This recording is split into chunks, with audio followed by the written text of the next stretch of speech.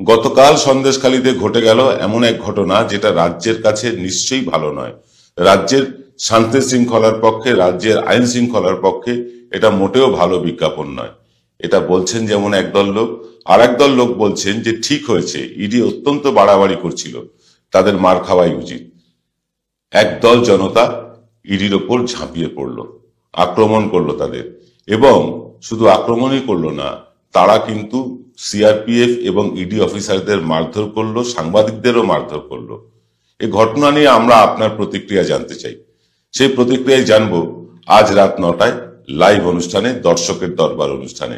আপনারা আমাদের সরাসরি ফোন করে জানাতে পারবেন যে আপনার কি মত, আপনার কি প্রতিক্রিয়া এই সন্দেশখালীর ঘটনা নিয়ে।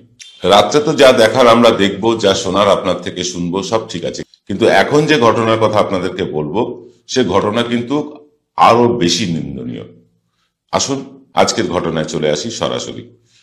আপনিও নিশ্চয়ই এরকম অজস্র সিনেমা দেখেছেন যেখানে খুব সাধারণ ঘরের ছেলেরা কিভাবে অপরাধ জগতের সাথে যুক্ত হয়ে যায় রাজনৈতিক নেতাদের পাল্লায় পড়ে। আমিও দেখেছি। শিবা নামে একটা ছবি দেখেছিলাম, দক্ষিণী নায়ক নাগার্জুনার অভিনয় করা। বাস্তব নামে একটা সিনেমা দেখেছিলাম সঞ্জয় দত্তের। আর সত্যা নামের ছবিটা দেখে বেশ কয়েকদিন কিন্তু ঘোরের মধ্যে কাটিয়েছিলাম। আপনার সাথেও এরকম হয়েছে নিশ্চয়ই। ছবি দেখার শেষে আপনিও সমাজের এই কলঙ্কময় দিকটা নিয়ে অনেকবার ভেবেছেন। সিনেমার গল্প হয়তো কিছু মাল মশলা মেশাতেই হয়, কিন্তু বাস্তবের চিত্রটা তাতে বদলে যায় না। গল্পের বাস্তবতা তো আমাদের সমাজ থেকেই উঠে আসে। এইরকমই একটা ঘটনা উঠে এলো ডাবল ইঞ্জিনের সরকার উত্তরপ্রদেশ থেকে। তবে এখানের ঘটনায় মুসলমানদের কিন্তু জড়িয়ে দেওয়া হয়েছে। আর হবে নাই বা কেন? একে ডাবল ইঞ্জিনের সরকার, তাই বুলডোজার বাবা আদিত্যনাথ সেখানকার সরকারের মুখ্যমন্ত্রী, সেখানে এরকম ঘটনা ঘটবে আর মুসলিমদের জড়িয়ে দেওয়া হবে না, তাও কি হয়? আজকের এই গুরুত্বপূর্ণ এপিসোডটা ধৈর্য ধরে দেখুন, পুরোটা দেখুন, কারণ এই ধরনের ঘটনা আমার আপনার পরিবারের যে কোনো কিশোর বা যুবকদের সাথেও যে কোনো দিন ঘটে যেতে পারে। আমার আপনার বাড়ির ছেলেটাও হঠাৎ করে গুন্ডা হয়ে যেতে পারে। তাই ভিডিওটি দেখার পাশাপাশি সমাজে যদি একটুও মঙ্গল চান, কষ্ট করে সকলের সাথে শেয়ার করে দিন ভিডিওটি।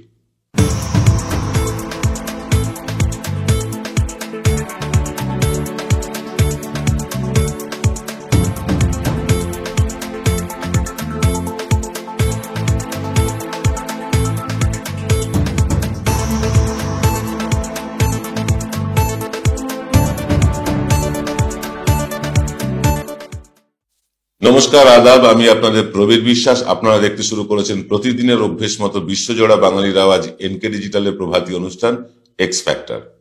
আজকের এক্স ফ্যাক্টরে আমরা সন্দেশখালী নিয়ে আলোচনা করতাম, কিন্তু আমরা ভেবেছি সন্দেশখালী নিয়ে আপনার কি মতামত, আপনি কি ভাবছেন সেটাও মানুষ জানুক।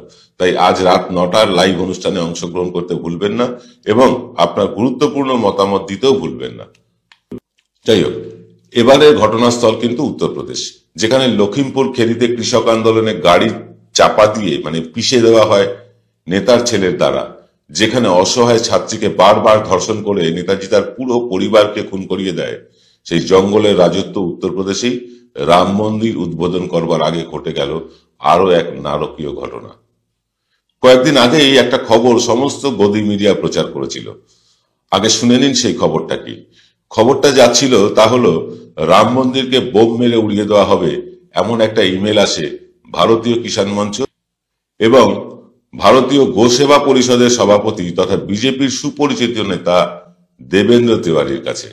কিন্তু কে এই দেবেন্দ্র তিওয়ারি? না জানলে জেনে রাখুন, ইনি একজন বিরাট মাপের বড় ব্যবসায়ী উত্তরপ্রদেশের, এবং বড় ব্যবসায়ী মানেই যে বিজেপির নেতা হবেন এটা তো স্বাভাবিক। এনার সংস্থাতে কাজ করতেন দুই যুবক, একজনের নাম ওম প্রকাশ মিশ্রা আর একজনের নাম তাহার সিং। এই দুই যুবককে দিয়ে দেবেন্দ্র তিওয়ারি দুটি ফেক ইমেল আইডি তৈরি করান। ফেক আইডি গুলোর নাম যথাক্রমে জুবের খান এবং আসলাম আনসারি। অর্থাৎ হিন্দু যুবকেরা মুসলমান ইসলামী নাম নিয়ে তারা দুটি ফেক আইডি তৈরি করে। তারপর বিজেপি নেতা দেবেন্দ্র তিওয়ারি নিজের আইডিতেই ধমকি ভরা ইমেল আনিয়ে নেন ওই যুবক দুটির আইডির মাধ্যমে। তারপর দেবেন্দ্র তিওয়ারি সেই ধমকি ইমেলের কথা তার এক্স হ্যান্ডেলে প্রচার করেন এবং বাজারে ছড়িয়ে দেন। তার উদ্দেশ্য ছিল লোকসভা নির্বাচনের আগে নিজেকে একটু হাইলাইট করা এবং সরকারি সিকিউরিটি হাসিল করা। ওম প্রকাশ মিশ্রা এবং তাহের সিং নামে যে যুবক দুটি ছিল তারা দেবেন্দ্র তিওয়ারির কর্মচারী। জুবের খান এবং আসলাম আনসারির নামের সাথে নাম নিয়ে একটা ফেক ইমেল আইডি বানিয়ে রাম মন্দিরকে বোম মেরে উড়িয়ে দেওয়ার কথাও তারা বলেন সেই ইমেলে। সেই দুই যুবককে উত্তরপ্রদেশ পুলিশের এসটিএফ গ্রেপ্তার করেছেন, কিন্তু দেবেন্দ্র তিওয়ারি এই ঘটনার মাস্টারমাইন্ড মাইন্ড ফুরুত হয়ে গিয়েছেন। তাকে গ্রেফতার করতে পারেনি বা গ্রেফতার করেনি এখনো বুলডোজার বাবার পুলিশ। সামান্য কিছু পয়সার লোভে মাঝখান থেকে ফেঁসে গিয়েছে ওম প্রকাশ মিশ্রা আর তাহের সিং। এদের কোনো রাজনৈতিক পরিচয় পাওয়া যায়নি বলেই সূত্রের খবর। তারা তাদের মালিকের ইচ্ছে পূরণ করতেই এই ধরনের ইমেল পাঠিয়ে এখন স্ত্রীর ঘরে। এভাবেই বিজেপির নেতারা অসহায় যুবকদের প্রলোভন দেখিয়ে ধীরে ধীরে ধীরে ধীরে ক্রিমিনাল বানিয়ে নিজেরা গা ঢাকা দিয়ে পালিয়ে যাচ্ছে। মাঝখান থেকে ফেঁসে যাচ্ছে আমার আপনার মতন ঘরের কিছু কিশোর যুবক যুবতীরা। আমরা এই নিয়ে আলোচনা করতাম না, আমরা সন্দেশখালী নিয়ে আলোচনা করতাম, কিন্তু সন্দেশখালী নিয়ে আপনার বক্তব্য শুনবো বলে আজ রাত 9টায় লাইভ অনুষ্ঠানে প্রথম থেকেই আমরা টেলিফোন লাইন খুলে দেব, আপনারা ফোন করবেন। কিন্তু এই ঘটনাটা এখন কেন বলছি, কারণ হচ্ছে এটাই যে বিভিন্ন জায়গা থেকে খবর পাওয়া যাচ্ছে। যেভাবে আমরা খবর পেতাম না যে পাকিস্তানে জেহাদি তৈরি করা হচ্ছে, হুরদের স্বপ্ন দেখানো হচ্ছে, এখানেও যুবকদের বিভিন্ন আর্থিক প্রলোভন দেওয়া হচ্ছে। যুবকদের এমন এমন কিছু প্ররোচনা দেওয়া হচ্ছে যাতে তারা সন্ত্রাসবাদীতে রূপান্তরিত হয়। আর এই বিজেপি এই কর্মশালাটা খুব গোপনে চালাচ্ছে। এমনিতেই আরএসএস এর যে শাখাগুলো হয় সেখানে লাঠি চালানো, তরবারি চালানো ইত্যাদি শেখানো হয়।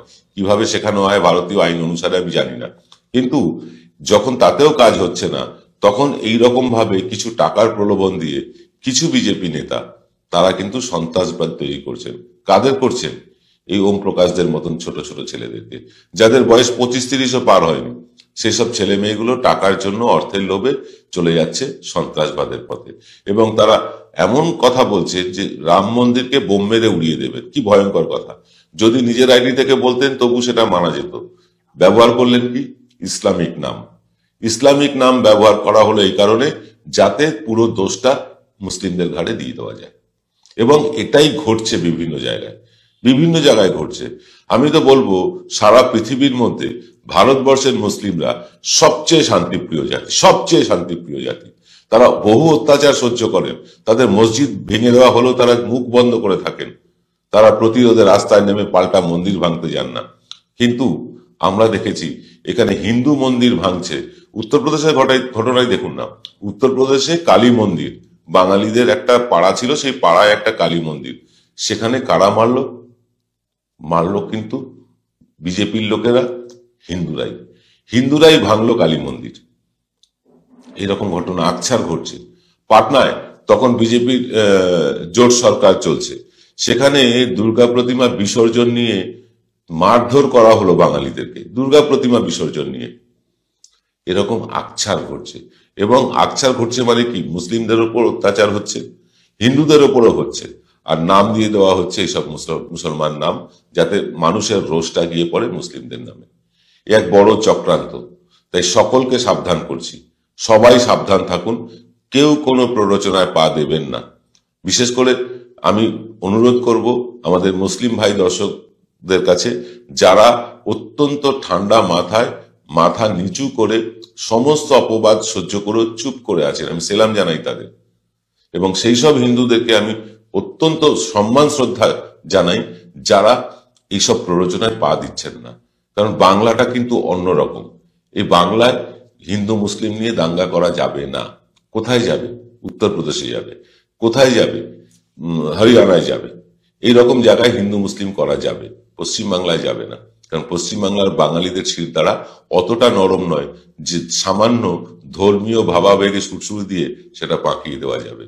কি মনে হয় কমেন্ট করে লিখে জানান, আর রাতের অনুষ্ঠানটা জয়েন করতে ভুলবেন না। আজ এই পর্যন্ত, সকলে ভালো থাকবেন। নমস্কার।